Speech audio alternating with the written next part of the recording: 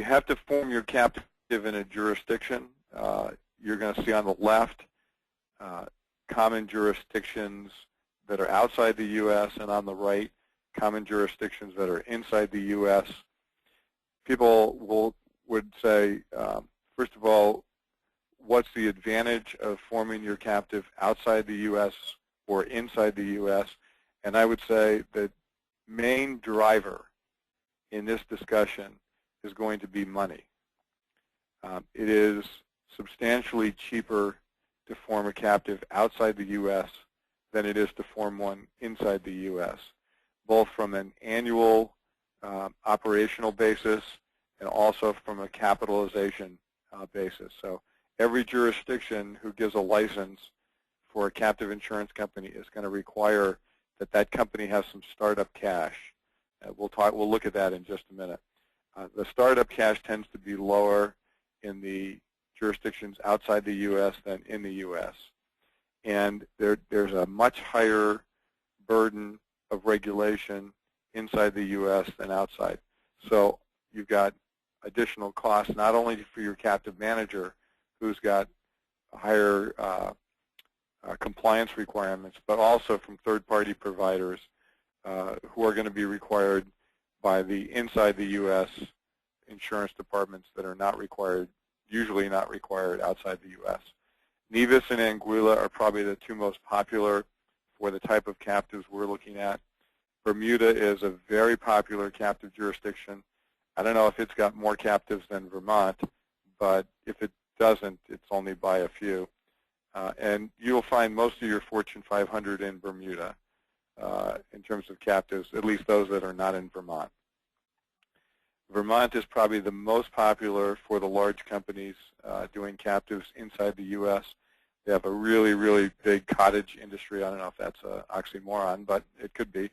In any event, they've got a lot of captives there in this big captive industry that's grown up over the years. Delaware and Nevada and D.C. and Kentucky certainly are coming on fast, Utah and Arizona as well. But again, for most people, it's going to be a cost-driven thing. I can tell you right now, it's common that your money will be in the U.S., your client's money will be in the U.S.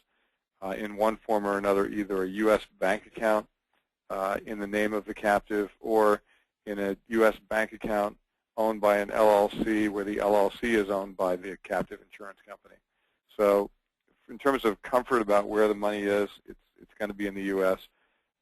Whether we use an intervening LLC is really going to just depend on who is ultimately going to manage that money. If it's going to be one of your wirehouses, it's probably going to be an LLC formed in the U.S. so that we don't have any compliance issues for those who are trying to manage the money.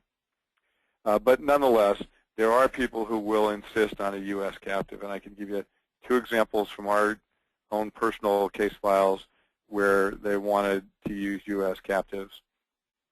One of them is a client who is very successful and ultimately intends to run for governor in the state that he lives in, and has watched, Mitt Romney go through his early problems with owning, entities in Cayman and so forth.